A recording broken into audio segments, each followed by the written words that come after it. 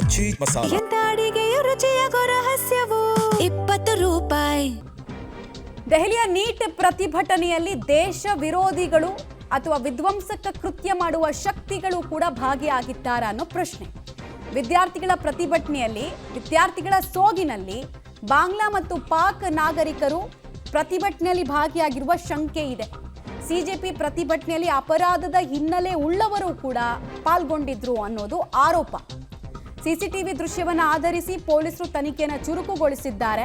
ಆ mob lynching ಆಗಿರ್ಬೋದು, ಒಬ್ಬ ಪೊಲೀಸ್ ಆಫೀಸರ್ನ ಹಿಡಿದು ಕೆಳಗಡೆ ಬಡಿತಾ ಇರೋದಿರ್ಬೋದು, ಕಲ್ಲುಗಳನ್ನು ಎಸೆದಿದ್ದಿರಬಹುದು, ಅಥವಾ ಪೊಲೀಸ್ ವಾಹನಗಳನ್ನು ಜಖಮ್ ಮಾಡಿದ್ದಿರಬಹುದು. ಇವ್ರು ಯಾರೂ ಕೂಡ ಭಾರತದವರಲ್ಲ. ಭಾರತದವರ ಜೊತೆಗೆ ಈ ಕೆಲವು ಆಂಟಿ ಇಂಡಿಯಾ ಟೆರರಿಸ್ಟ್ ಗ್ರೂಪ್ಗಳು ಕೂಡ ಪರಿಸ್ಥಿತಿಯ ದುರ್ಲಾಭವನ್ನು ಪಡೆಯೋದಕ್ಕೆ ಪ್ರಯತ್ನ ಪಟ್ರ ಅಂತ ಅನಿಸ್ತಾ ಇದೆ. ಈಗಾಗಲೇ ಫೇಶಿಯಲ್ ರೆಕಗ್ನಿಷನ್ ಸಿಸ್ಟಮ್ ಮೂಲಕ ಹಲವರ ಐಡೆಂಟಿಫಿಕೇಷನ್ ಆಗಿದೆ. ಯಾಕಂದರೆ ದೆಹಲಿ ಪೊಲೀಸರು ಕಾರ್ಯಾಚರಣೆ ಮಾಡಬೇಕಾದ್ರೆ ಮೆಟಾ ಗ್ಲಾಸ್ಗಳನ್ನು ಹಾಕೊಂಡಿದ್ರು ಮತ್ತು CCTV ಫುಟೇಜಸ್ ಇದ್ದಾವೆ.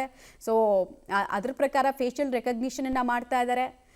ಅದರಲ್ಲಿ ಕೆಲವರು, ಎಲ್ಲರೂ ಅಲ್ಲ, ಕೆಲವರು ಅಪರಾಧದ ಹಿನ್ನೆಲೆ ಉಳ್ಳ ಆರೋಪಿಗಳು ಇದ್ದರು. ಇವರು ಸ್ವಯಂವಾಗಿ ಇಲ್ಲಿ ಬಂದು ಶಾಂತಿ ಭಂಗ ಮಾಡಿದ್ರ, ಅಥವಾ ಇವ್ರಿಗೆ ದುಡ್ಡು ಕೊಟ್ಟು ಫಂಡ್ ಮಾಡಿ, ದುಡ್ಡು ಪಂಪ್ ಮಾಡಿ ಇಲ್ಲಿ ಹೋಗಿ ನೀವು ವಿಧ್ವಂಸಕ ಕೃತ್ಯವನ್ನು ಮಾಡಿ ಒಂದಷ್ಟು ಜನರನ್ನು ಹತ್ಯೆ ಮಾಡಿ ಅಂತ ಕಳಿಸ್ಕೊಡ್ಲಾಯ್ತಾ ಅನ್ನೋ ಪ್ರಶ್ನೆ. ಇನ್ನು ಈ ಸಿಂಡಿಕೇಟನ್ನು ಜಾಲಾಡೋ ಕೆಲಸವನ್ನು ಕೂಡ ದೆಹಲಿ ಪೊಲೀಸರು ಮಾಡ್ತಿದ್ದಾರೆ.